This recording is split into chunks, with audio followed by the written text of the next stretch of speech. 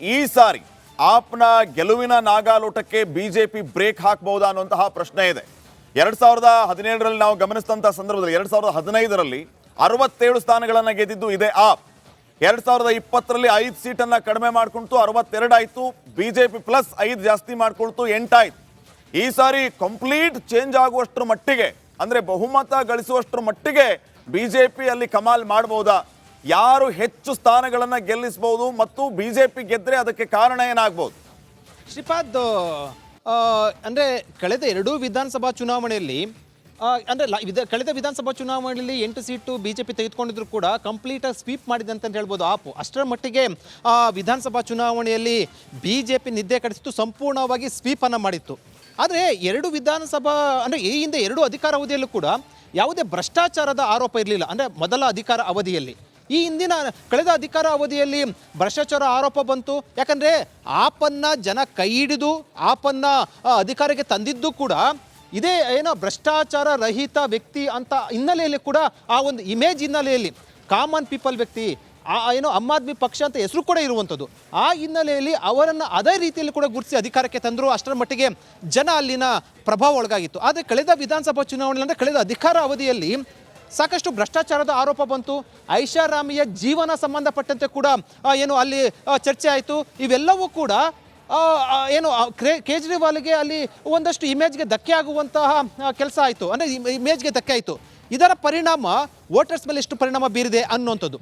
ಜೊತೆಗೆ ಬಿಜೆಪಿ ಈ ಬಾರಿ ಚುನಾವಣಾ ಪ್ರಣಾಳಿಕೆಯಲ್ಲಿ ಏನು ಆಪ್ ಘೋಷಣೆ ಮಾಡಿತ್ತು, ಗ್ಯಾರಂಟಿ ಯೋಜನೆ ಸಂಬಂಧಪಟ್ಟಂತೆ ಮಹಿಳೆಯರಿಗೆ ಕೊಡುವಂಥ ದುಡ್ಡು ಅದು ಕೂಡ 2,500 ರೂಪಾಯಿ ಕೊಡುವಂಥದ್ದು ಅದು ಕೂಡ ಬಿಜೆಪಿ ಘೋಷಣೆ ಮಾಡ್ತು. ಅಂದರೆ ಆಪ್ಗೆ ಕೂಡ ಅಲ್ಲಿ ಟಕ್ಕರನ್ನು ಕೊಟ್ಟಿರುವಂಥದ್ದು.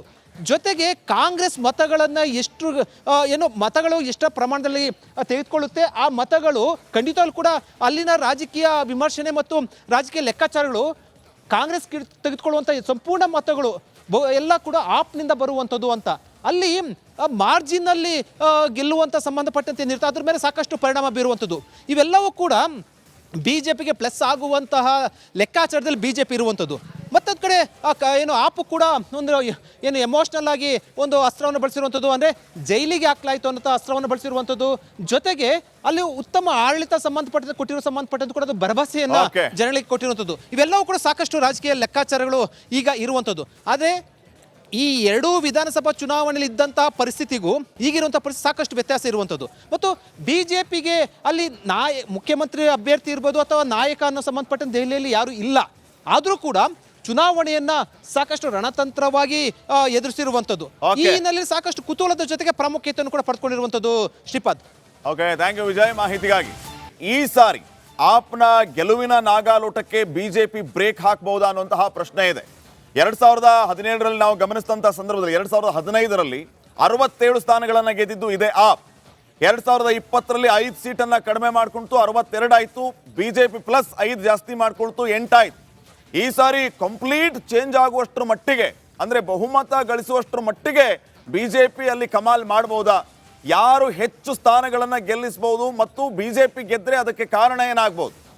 ಶ್ರೀಪಾದ್, ಅಂದರೆ ಕಳೆದ 2 ವಿಧಾನಸಭಾ ಚುನಾವಣೆಯಲ್ಲಿ ಕಳೆದ ವಿಧಾನಸಭಾ ಚುನಾವಣೆಯಲ್ಲಿ 8 ಸೀಟು ಬಿಜೆಪಿ ತೆಗೆದುಕೊಂಡಿದ್ರು ಕೂಡ ಕಂಪ್ಲೀಟ್ ಸ್ವೀಪ್ ಮಾಡಿದೆ ಅಂತ ಹೇಳ್ಬೋದು ಆಪು. ಅಷ್ಟರ ಮಟ್ಟಿಗೆ ವಿಧಾನಸಭಾ ಚುನಾವಣೆಯಲ್ಲಿ ಬಿಜೆಪಿ ನಿದ್ದೆ ಕಡಿಸಿತ್ತು, ಸಂಪೂರ್ಣವಾಗಿ ಸ್ವೀಪ್ ಅನ್ನು ಮಾಡಿತ್ತು. ಆದರೆ 2 ವಿಧಾನಸಭಾ ಅಂದರೆ ಈ ಹಿಂದೆ 2 ಅಧಿಕಾರ ಅವಧಿಯಲ್ಲೂ ಕೂಡ ಯಾವುದೇ ಭ್ರಷ್ಟಾಚಾರದ ಆರೋಪ ಇರಲಿಲ್ಲ. ಅಂದರೆ ಮೊದಲ ಅಧಿಕಾರ ಅವಧಿಯಲ್ಲಿ. ಈ ಹಿಂದಿನ ಕಳೆದ ಅಧಿಕಾರ ಅವಧಿಯಲ್ಲಿ ಭ್ರಷ್ಟಾಚಾರ ಆರೋಪ ಬಂತು. ಯಾಕಂದರೆ ಆಪನ್ನ ಜನ ಕೈ ಹಿಡಿದು ಆಪನ್ನ ಅಧಿಕಾರಕ್ಕೆ ತಂದಿದ್ದು ಕೂಡ ಇದೇ ಏನೋ ಭ್ರಷ್ಟಾಚಾರ ರಹಿತ ವ್ಯಕ್ತಿ ಅಂತ ಹಿನ್ನೆಲೆಯಲ್ಲಿ ಕೂಡ ಆ ಒಂದು ಇಮೇಜ್ ಹಿನ್ನೆಲೆಯಲ್ಲಿ ಕಾಮನ್ ಪೀಪಲ್ ವ್ಯಕ್ತಿ ಏನೋ ಆಮ್ ಆದ್ಮಿ ಪಕ್ಷ ಅಂತ ಹೆಸರು ಕೂಡ ಇರುವಂಥದ್ದು. ಆ ಹಿನ್ನೆಲೆಯಲ್ಲಿ ಅವರನ್ನು ಅದೇ ರೀತಿಯಲ್ಲಿ ಕೂಡ ಗುರುತಿಸಿ ಅಧಿಕಾರಕ್ಕೆ ತಂದರು. ಅಷ್ಟರ ಮಟ್ಟಿಗೆ ಜನ ಅಲ್ಲಿನ ಪ್ರಭಾವ ಒಳಗಾಗಿತ್ತು. ಆದರೆ ಕಳೆದ ವಿಧಾನಸಭಾ ಚುನಾವಣೆ ಅಂದರೆ ಕಳೆದ ಅಧಿಕಾರ ಅವಧಿಯಲ್ಲಿ ಸಾಕಷ್ಟು ಭ್ರಷ್ಟಾಚಾರದ ಆರೋಪ ಬಂತು.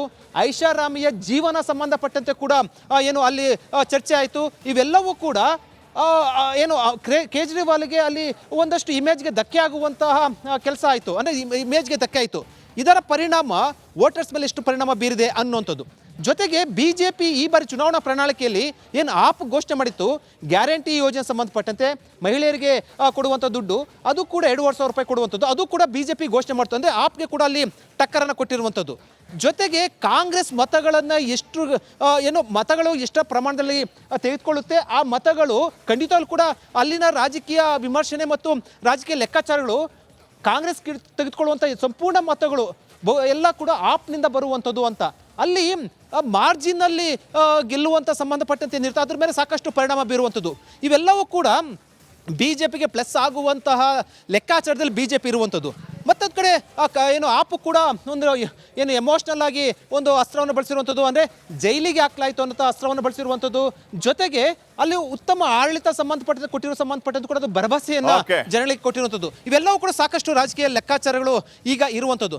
ಆದರೆ ಈ ಎರಡೂ ವಿಧಾನಸಭಾ ಚುನಾವಣೆಯಲ್ಲಿ ಇದ್ದಂತಹ ಪರಿಸ್ಥಿತಿಗೂ ಈಗಿರುವಂಥ ಪರಿಸ್ಥಿತಿ ಸಾಕಷ್ಟು ವ್ಯತ್ಯಾಸ ಇರುವಂಥದ್ದು. ಮತ್ತು ಬಿಜೆಪಿಗೆ ಅಲ್ಲಿ ಮುಖ್ಯಮಂತ್ರಿ ಅಭ್ಯರ್ಥಿ ಇರ್ಬೋದು ಅಥವಾ ನಾಯಕ ಅನ್ನೋ ಸಂಬಂಧಪಟ್ಟಂತೆ ದೆಹಲಿಯಲ್ಲಿ ಯಾರೂ ಇಲ್ಲ. ಆದರೂ ಕೂಡ ಚುನಾವಣೆಯನ್ನ ಸಾಕಷ್ಟು ರಣತಂತ್ರವಾಗಿ ಎದುರಿಸಿರುವಂಥದ್ದು. ಈ ಹಿನ್ನೆಲೆಯಲ್ಲಿ ಸಾಕಷ್ಟು ಕುತೂಹಲದ ಜೊತೆಗೆ ಪ್ರಾಮುಖ್ಯತೆಯನ್ನು ಕೂಡ ಪಡೆದುಕೊಂಡಿರುವಂಥದ್ದು. Shripad. Okay, thank you Vijay ಮಾಹಿತಿಗಾಗಿ.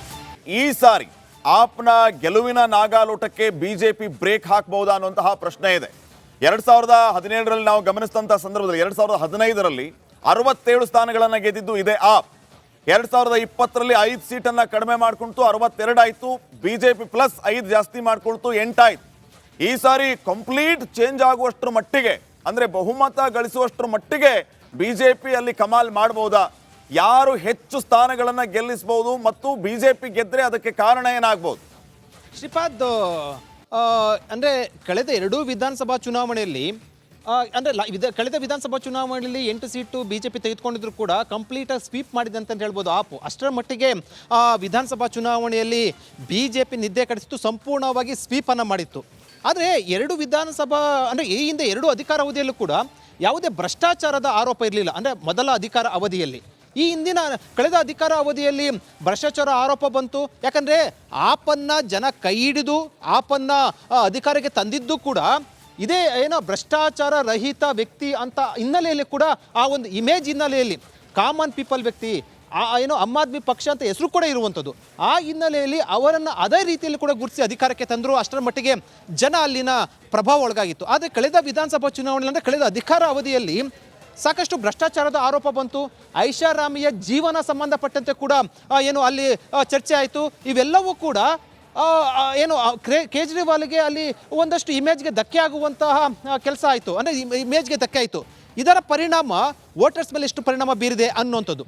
ಜೊತೆಗೆ ಬಿಜೆಪಿ ಈ ಬಾರಿ ಚುನಾವಣಾ ಪ್ರಣಾಳಿಕೆಯಲ್ಲಿ ಏನು ಆಪ್ ಘೋಷಣೆ ಮಾಡಿತ್ತು, ಗ್ಯಾರಂಟಿ ಯೋಜನೆ ಸಂಬಂಧಪಟ್ಟಂತೆ ಮಹಿಳೆಯರಿಗೆ ಕೊಡುವಂಥ ದುಡ್ಡು ಅದು ಕೂಡ 2,500 ರೂಪಾಯಿ ಕೊಡುವಂಥದ್ದು, ಅದು ಕೂಡ ಬಿಜೆಪಿ ಘೋಷಣೆ ಮಾಡ್ತು. ಅಂದರೆ ಆಪ್ಗೆ ಕೂಡ ಅಲ್ಲಿ ಟಕ್ಕರನ್ನು ಕೊಟ್ಟಿರುವಂಥದ್ದು.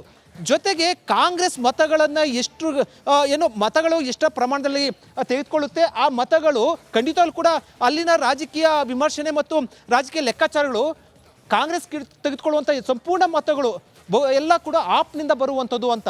ಅಲ್ಲಿ ಮಾರ್ಜಿನಲ್ಲಿ ಗೆಲ್ಲುವಂಥ ಸಂಬಂಧಪಟ್ಟಂತೆ ಏನಿರುತ್ತೆ ಅದ್ರ ಮೇಲೆ ಸಾಕಷ್ಟು ಪರಿಣಾಮ ಬೀರುವಂಥದ್ದು. ಇವೆಲ್ಲವೂ ಕೂಡ ಬಿಜೆಪಿಗೆ ಪ್ಲಸ್ ಆಗುವಂತಹ ಲೆಕ್ಕಾಚಾರದಲ್ಲಿ ಬಿಜೆಪಿ ಇರುವಂಥದ್ದು. ಮತ್ತೊಂದು ಕಡೆ ಆಪು ಕೂಡ ಒಂದು ಎಮೋಷ್ನಲ್ ಆಗಿ ಒಂದು ಅಸ್ತ್ರವನ್ನು ಬಳಸಿರುವಂಥದ್ದು, ಅಂದರೆ ಜೈಲಿಗೆ ಹಾಕ್ಲಾಯಿತು ಅನ್ನೋ ಅಸ್ತ್ರವನ್ನು ಬಳಸಿರುವಂಥದ್ದು. ಜೊತೆಗೆ ಅಲ್ಲಿ ಉತ್ತಮ ಆಡಳಿತ ಸಂಬಂಧಪಟ್ಟಂತೆ ಕೂಡ ಅದು ಭರವಸೆಯನ್ನು ಜನಗಳಿಗೆ ಕೊಟ್ಟಿರುವಂಥದ್ದು. ಇವೆಲ್ಲವೂ ಕೂಡ ಸಾಕಷ್ಟು ರಾಜಕೀಯ ಲೆಕ್ಕಾಚಾರಗಳು ಈಗ ಇರುವಂಥದ್ದು. ಆದರೆ ಈ 2 ವಿಧಾನಸಭಾ ಚುನಾವಣೆಯಲ್ಲಿ ಇದ್ದಂತಹ ಪರಿಸ್ಥಿತಿಗೂ ಈಗಿರುವಂಥ ಪರಿಸ್ಥಿತಿ ಸಾಕಷ್ಟು ವ್ಯತ್ಯಾಸ ಇರುವಂಥದ್ದು. ಮತ್ತು ಬಿಜೆಪಿಗೆ ಅಲ್ಲಿ ಮುಖ್ಯಮಂತ್ರಿ ಅಭ್ಯರ್ಥಿ ಇರ್ಬೋದು ಅಥವಾ ನಾಯಕ ಅನ್ನೋ ಸಂಬಂಧಪಟ್ಟಂತೆ ದೆಹಲಿಯಲ್ಲಿ ಯಾರೂ ಇಲ್ಲ.